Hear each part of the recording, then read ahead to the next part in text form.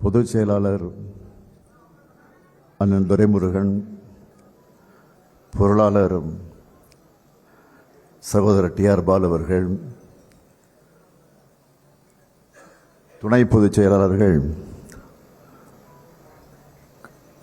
அருமை தங்கை கனிமொழி, ராசா, திருச்சி சிவா,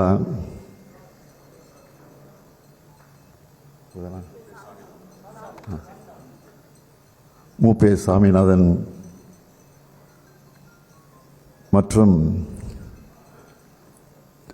தேர்தல் அறிக்கை தயாரிப்பதற்கு பாடுபட்டிருக்கக்கூடிய குழுவினர்கள், வருகை தந்திருக்கக்கூடிய நம்முடைய கழக தோழர்கள், குறிப்பாக பத்திரிகை ஊடகத்துறை சார்ந்த நண்பர்கள் அனைவருக்கும் என்னுடைய அன்பான வணக்கம்.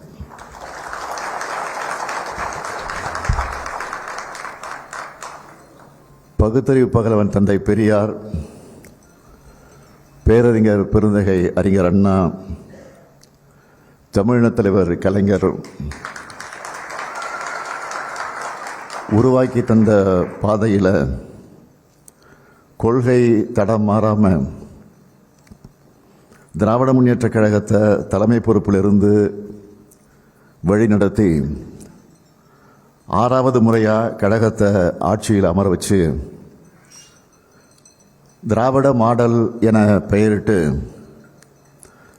தமிழ்நாட்டை வளர்ச்சி பாதையில் நடைபெற வச்சு தமிழ்நாட்டை முதன்மை இடத்திற்கு நான் கொண்டு வந்திருக்கிறேன்.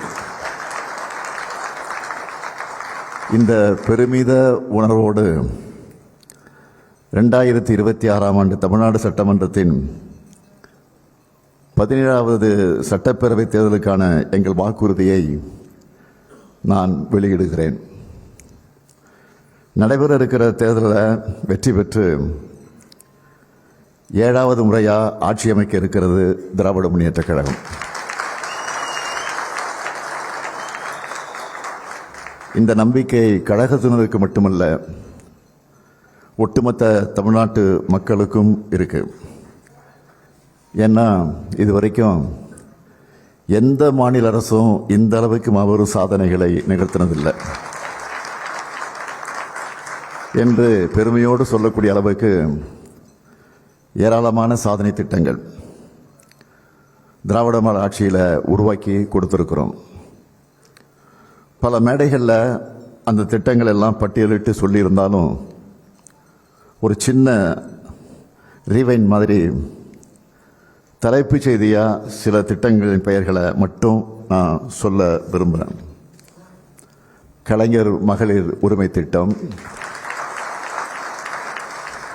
விடியல் பயணம், காலை உணவு திட்டம், புதுமை பெண், தமிழ் புதல்வன், நான் முதல்வன், இல்லம் தேடி கல்வி, மக்களை தேடி மருத்துவம், இன்னுயிர் காப்போம், நம்மை காக்கும் 48, கலைஞர் கனவு இல்லம், தாய் மாணவர் திட்டம், கல்லூரி மாணவர்களுக்கு லேப்டாப் திட்டம் என ஒவ்வொரு துறை சார்பிலையும் பல்வேறு திட்டங்களை செயல்படுத்தி தமிழ்நாட்டை வளர்த்திருக்கிறோம். அதனால தான் நம்முடைய வளர்ச்சியை யாராலும் தடுக்கவும் முடியல, மறைக்கவும் முடியல. நாட்டிலேயே டபுள் டிஜிட் பொருளாதார வளர்ச்சியை சொல்லக்கூடிய ஒரு மாநிலமாக இன்றைக்கு நம்முடைய தமிழ்நாடு இருக்கு. 2021ஆம் ஆண்டு சட்டமன்ற தேர்தலின் போதே 10 ஆண்டுகளுக்கான இலக்குகளை நிர்ணயித்து தான் இந்த பயணத்தை நாங்கள் தொடங்கணும்.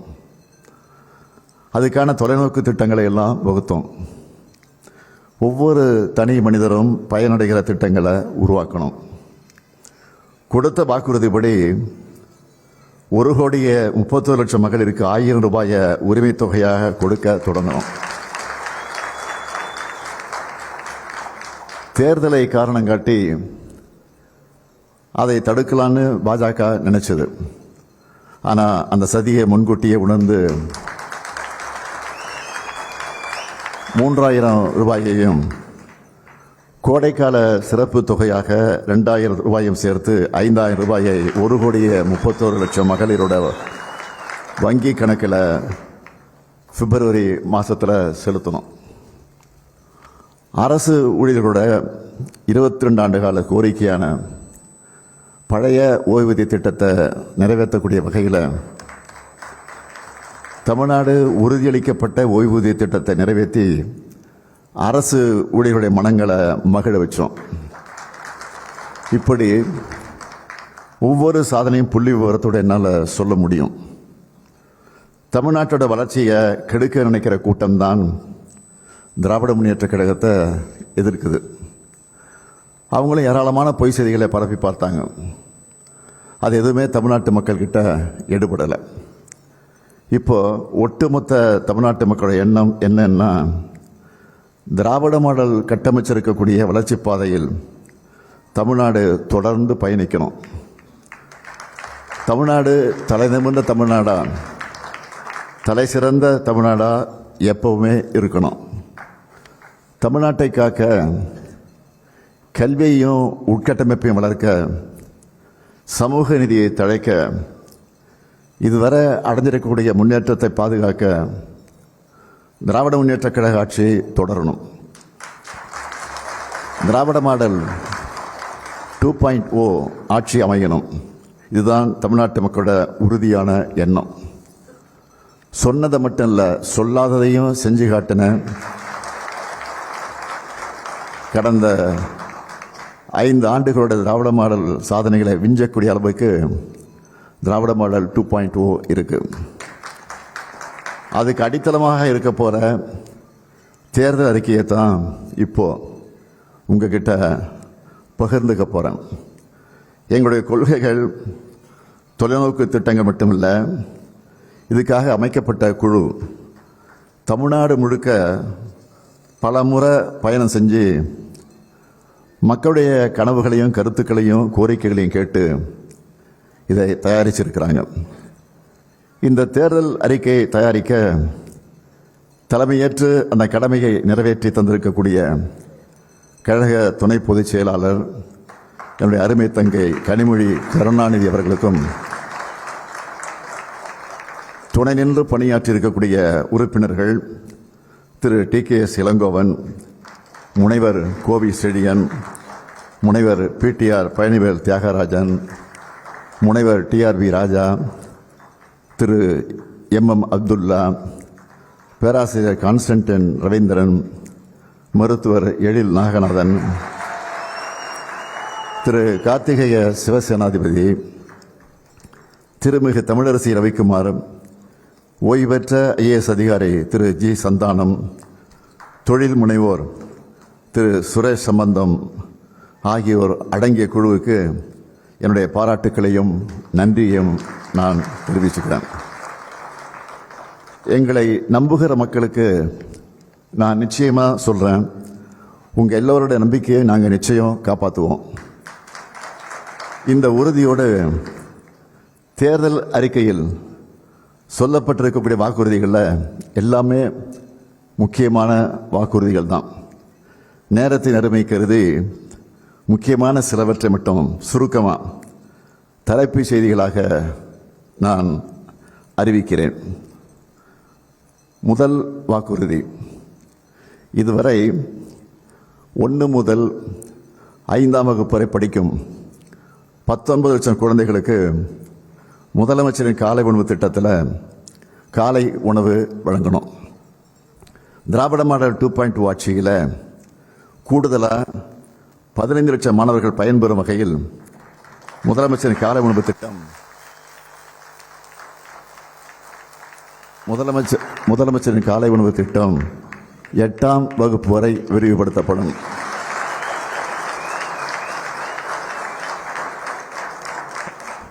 இரண்டாம் வாக்குறுதி, 1,31,00,000 சகோதரிகள் பெற்று வரும் உரிமை தொகையை இனி 2,000 ரூபாயாக உயர்த்தி வழங்கும்.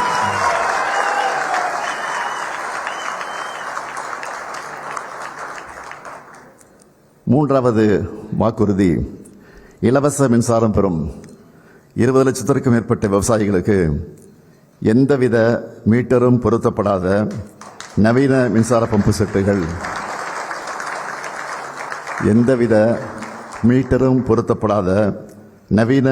பம்பு செட்டுகள் வழங்கப்படும்.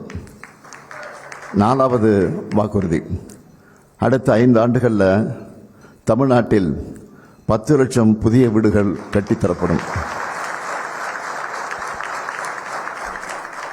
5வது வாக்குறுதி, முதலமைச்சரின் மருத்துவ காப்பீட்டு திட்டத்தில் சேர்க்கப்படுவதற்கான ஆண்டு வருமான வரம்பு 5 லட்சம் ரூபாயும் ஆண்டு வருமான வரம்பு 5 லட்சம் ரூபாயாகவும் காப்பீட்டுத் தொகை 10 லட்சம் ரூபாயாகவும் உயர்த்தப்படும். 6வது வாக்குறுதி, உயர்கல்வி சேர்க்கை அதிகரிக்க புதுமை பெண் தமிழ் புதல்வன் திட்டத்தின்படி மாதந்தோறும் வழங்கப்பட்டு வரும் 1000 ரூபாய் இனி 1500 ரூபாயாக உயர்த்தி வழங்கப்படும். 7வது வாக்குறுதி, நெல் கொள்முதல் விலை குவிண்டால் ஒன்றுக்கு 3500 ரூபாயாக உயர்த்தி வழங்கப்படும். கரும்பு கொள்முதல் விலை டன் ஒன்றுக்கு 4500 ரூபாயாக உயர்த்தி வழங்கப்படும். 8வது வாக்குறுதி, பால் கொள்முதல் விலை லிட்டர் ஒன்றுக்கு 5 ரூபாய் உயர்த்தப்படும். 9வது, முதியோர் உதவித்தொகை 1200 ரூபாயிலிருந்து முதியோர் உதவித்தொகை 1200 ரூபாயிலிருந்து 2000 ரூபாயாக உயர்த்தப்படும். மாற்றுத்திறனாளிகளுக்கான உதவித்தொகை 1500 ரூபாயிலிருந்து 2500 ரூபாயாக உயர்த்தப்படும். 10வது, மீன்பிடி தடைக்கால சிறப்பு நிவாரணத் தொகை 8000 ரூபாயிலிருந்து 12000 ரூபாயாகவும் மீன்பிடி குறைவுகால சிறப்பு நிவாரணத் தொகை 6000 ரூபாயிலிருந்து 9000 ரூபாயாகவும் உயர்த்தி வழங்கப்படும்.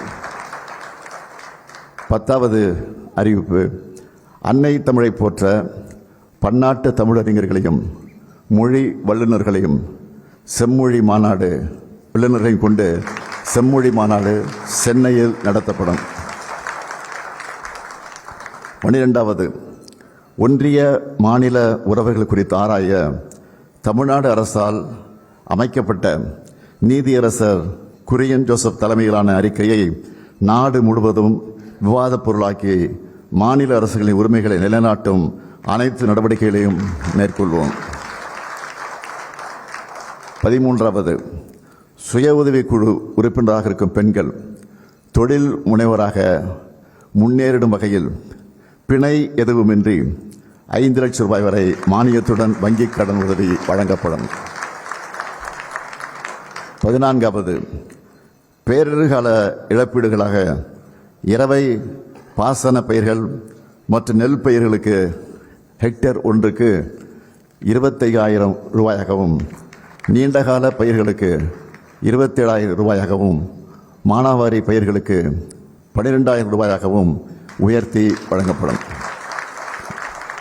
15வது, மாவட்டங்கள் முதல் வட்டங்கள் வரையிலான அரசு மருத்துவமனைகளில் டயாலிசிஸ் சிகிச்சைக்கான கருவிகள் 2 மடங்காக்கப்படும்.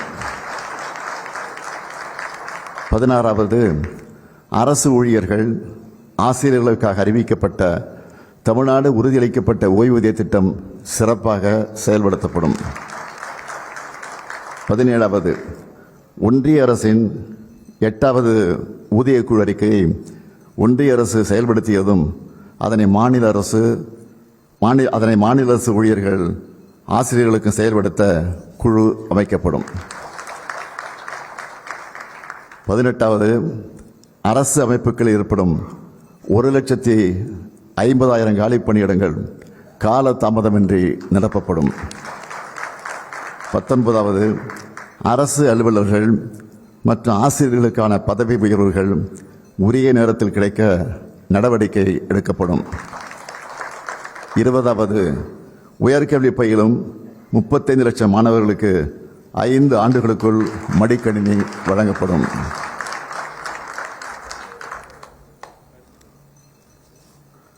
21வது, உயர்கல்வி முடித்த 5 லட்சம் இளைஞர்கள் வேலைவாய்ப்பு பெறும் வகையில் நான் முதல்வன் திட்டத்தில் ரூபாய் 1500 மாத உதவித் தொகையோடு 6 மாதம் பயிற்சி வழங்கப்படும்.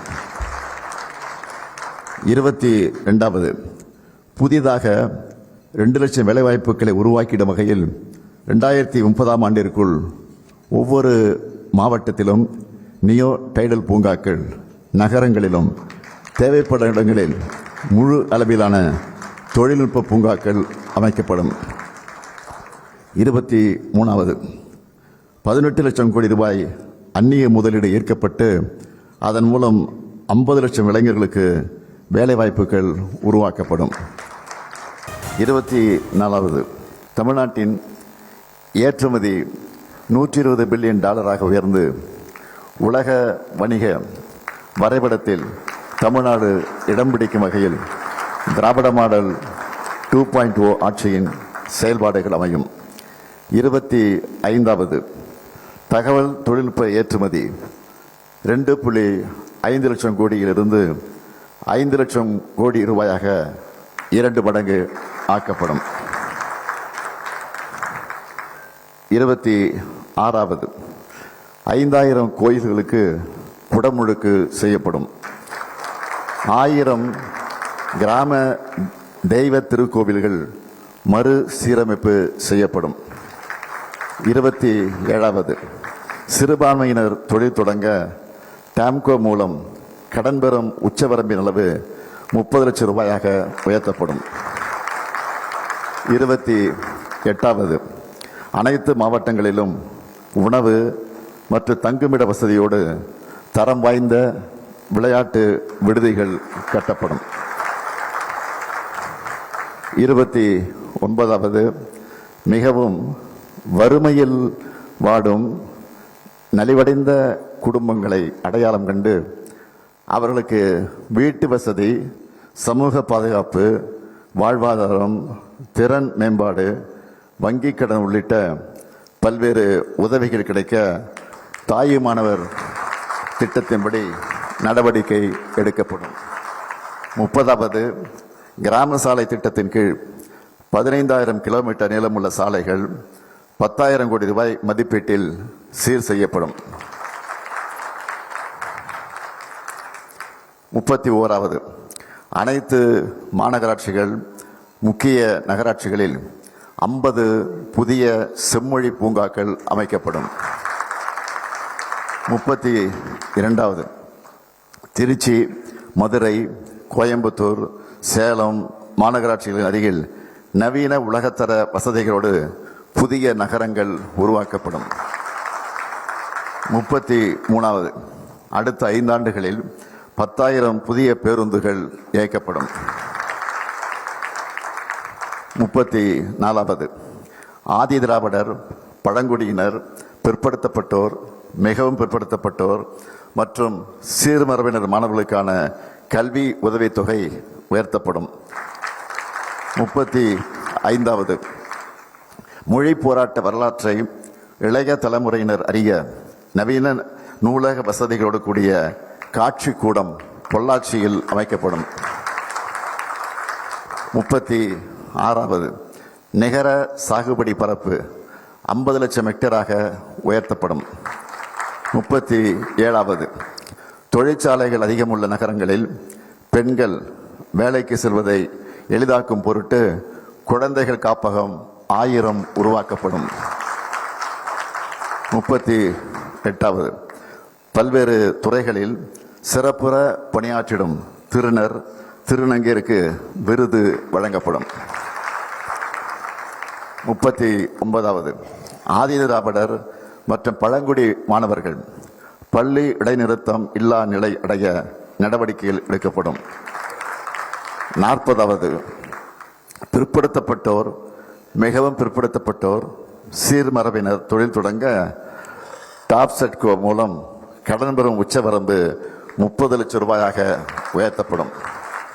41வது கடலூர், தஞ்சாவூர், மதுரை, தூத்துக்குடி, திருநெல்வேலி, ராமநாதபுரம், சேலம், திருப்பூர், விழுப்புரம், திருவண்ணாமலை, கோவை மாவட்ட அரசு மருத்துவக் கல்லூரி மருத்துவமனைகளில் புற்றுநோய்க்கான நவீன சிகிச்சை வசதிகள் ஏற்படுத்தப்படும்.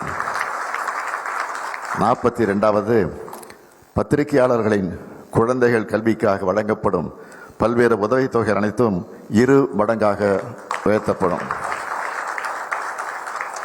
43வது தமிழ்நாட்டில் 10 கைத்தறி பூங்காக்கள் அமைக்கப்படும். 44வது தமிழ்நாட்டின் MSME நிறுவனப் பொருட்கள் உலக அளவில் சந்தைப்படுத்த மெய்நிகர் வணிகத்தளம் உருவாக்கப்படும். 45வது கிராமப்புறங்களின் ஆதாரங்களை கொண்டு ஊரக பகுதிகளில் 5000 புத்தொழில்கள் தொடங்கப்படும். 46வது கூடைப்பந்து, கைப்பந்து, பேட்மிண்டன், தற்காப்பு கலை, வாள்வீச்சு விளையாட்டுக்கான பல்நோக்கு வசதி கொண்ட உள் விளையாட்டு அரங்குகள் அனைத்து மாவட்டங்களிலும் இருப்பது உறுதி செய்யப்படும். 47வது மீனவர்கள் தங்களின் வருவாயை பெருக்குவதற்கு தேவையான நவீன உட்கட்டமைப்பு வசதிகள் மீன்பிடி துறைமுகங்கள் மற்றும் மீன் இறங்கு தளங்களில் ஏற்படுத்தி தரப்படும். 48வது அனைத்து அரசு கலைக்கல்லூரிகளும் வைஃபை வசதியுடன் கூடிய டிஜிட்டல் கற்றல் மையங்கள். 49வது அனைத்து சட்டமன்ற தொகுதிகளிலும் முதல்வர் படைப்பகங்கள் அமைக்கப்படும். 50வது நம் இல்லங்களின் அரசியலான மகளிரை மகிழ்விக்க முக்கியமான வாக்குறுதி. நல்லா கவனிங்க. 50வது நம் இல்லங்களின் அரசியலான மகளிரை மகிழ்விக்க முக்கியமான வாக்குறுதி. நல்லா கவனிங்க. இல்லத்தரசிகள் தங்களுடைய வீட்டுக்கு தேவையான washing machine, TV, grinder, fridge, mixie, microwave, அவன் மற்ற மின்னடுப்புகள் போன்ற வீட்டு உபயோகப் பொருட்களை புதுசாக வாங்கவோ அல்லது ஏற்கனவே பயன்படுத்தி வரும் இத்தகைய பொருட்களுக்கு மாற்றாக வாங்கவோ இல்லத்தரசி என்ற புதிய திட்டம் செயல்படுத்தப்படும்.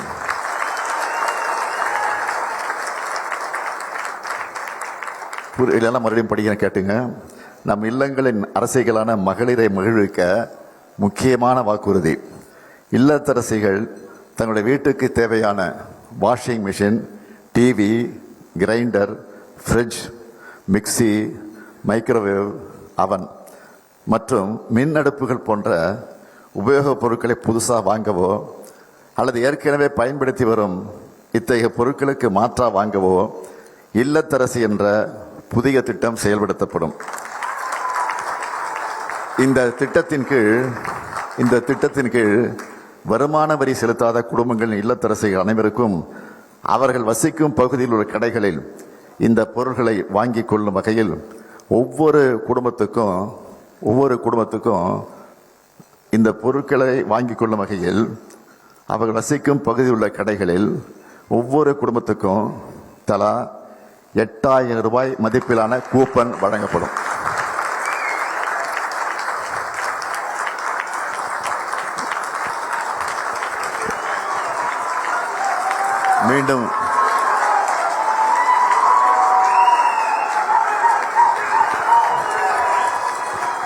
மீண்டும் சொல்லுகிறேன் ஒவ்வொரு குடும்பத்துக்கும் தலா ரூபாய் 8000 மதிப்பிலான கூப்பன் வழங்கப்படும். இன்னொரு முக்கியமான அறிவிப்பு. தமிழ்நாட்டின் அனைத்து பகுதி வளர்ச்சியை உறுதி செய்ய கல்வி மற்றும் சுகாதார குறியீடுகளில் மாநில அளவிலான சராசரி வளர்ச்சி அடையும் வகையில் வட மாவட்டங்களுக்கான ஒரு சிறப்பு வளர்ச்சி திட்டம். அதேபோல் தமிழ்நாட்டின் நெற்களஞ்சியத்தில் வேளாண் மற்றும் வேளாண் தொழில்கள் முன்னேற்றத்தை உறுதி செய்யும் வகையில் டெல்டா மாவட்டங்களுக்கான ஒரு சிறப்பு வளர்ச்சி திட்டம். அது மட்டுமல்ல, தொழில் வளர்ச்சியில் சாதனை புரிந்து வரும் மேற்கு மாவட்டங்களில் அடுத்த கட்ட தொழில் புரட்சியை உறுதி செய்திடும் வகையில் மேற்கு மாவட்டங்களுக்கான ஒரு சிறப்பு தொழில் வளர்ச்சி திட்டம். நிறைவாக, கல்வி மற்றும் சுகாதார குறியீடுகளில் உரிய வளர்ச்சியை பெற்றிடவும் தென் தமிழகம் தொழில்மயமாவதை உறுதி செய்திடும் வகையிலும் தென் மாவட்டங்களுக்கான ஒரு சிறப்பு வளர்ச்சி திட்டம். இந்த 4 சிறப்பு திட்டங்களையும் 20,000 கோடி ரூபாய் மதிப்பீட்டில் செயல்படுத்தப்படும். இப்போ நான் சொல்லியிருக்கிறது எல்லாமே ஹைலைட்ஸ் மட்டும்தான். நான் சொல்லியிருக்கிறது ஹைலைட்ஸ் மட்டும்தான். பொதுவாக தமிழ்நாட்டு தேர்தல்களை பொறுத்த வரைக்கும் திமுகவோட தேர்தல் அறிக்கை தான் ஹீரோ. இப்போ திராவிட மாடல் 2.0க்கான இந்த தேர்தல் அறிக்கை சூப்பர் ஸ்டாரா களமிறங்கியிருக்கு.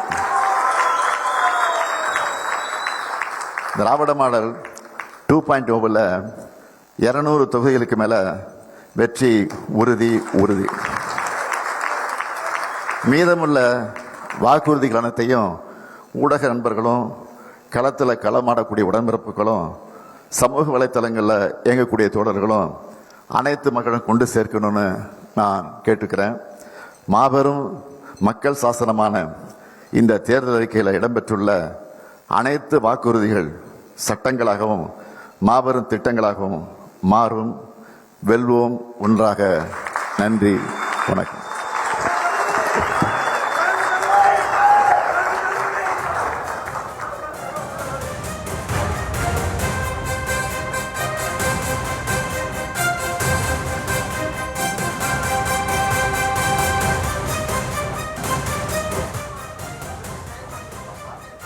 என்னங்க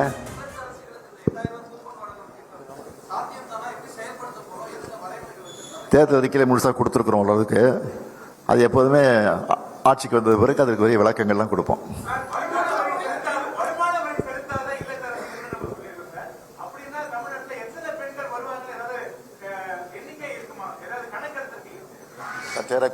சற்றேறக்குறைய 2 கோடி பேர் இருக்கும்னு நினைக்கிறேன். 2 கோடி. ஆமாம், நிச்சயமா வருமான வரி செலுத்தாத.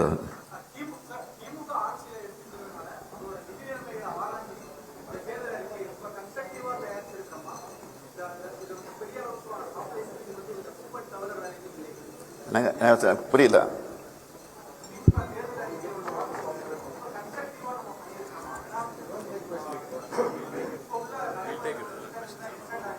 ஏற்கனவே நிதி பற்றாக்குறை இருந்தப்போதான் மகளிருக்கு 1000 ரூபாய் பழைய ஓய்வூதிய திட்டம், நாங்கள் சொன்னப்போ இதெல்லாம் சாத்தியமே இல்லைன்னு பல பேர் சொன்னாங்க. ஆனால் அதையெல்லாம் நிறைவேற்றி காட்டியிருக்கிறோம். இப்போவும் உங்கள் சந்தேகத்தை எப்படி சில பேர் கேட்கலாம். நிச்சயமாக நிறைவேற்றுவோம். ஏன்னா பொருளாதார வளர்ச்சியிலும் நம்பர் 1 மாநிலம் பேர் எடுத்திருக்கிறோம் இல்லையா?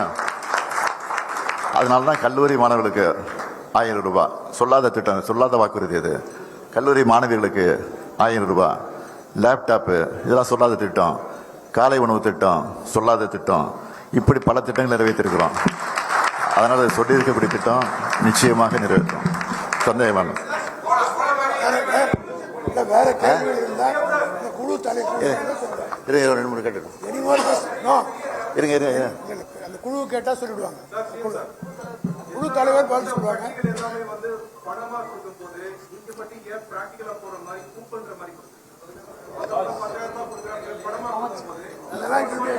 இல்ல அதை விரும்பி வாங்கிப்பாங்க. போய் என்ன வேணுமோ அது வாங்கிக்கணும். பணமா கொடுத்தோம்னா, அதாவது ஒரே சொல்லுன்னா, போன 2021 தேர்தலில் ஹீரோன்னு சொன்னாங்க. இப்போ ஹீரோ மட்டும் இல்லை, ஹீரோயினே இதுதான். ஹீரோயின் திட்டம், ஹீரோயினுடைய வாக்குறுதி தான் திமுக தேர்தலிக்க. மேற்கொண்டு ஏதாவது இந்த நிதி அறிக்கையில் சந்தேகம் இருந்ததுன்னா அதனுடைய தலைவர் இருக்கிறாங்க, குழு உறுப்பினர் இருக்காங்க, அவங்க ஒரு விளக்கம் சொல்லுவாங்க. நீங்கள் கேட்டு தெரிஞ்சுக்கங்க. நன்றி, வணக்கம்.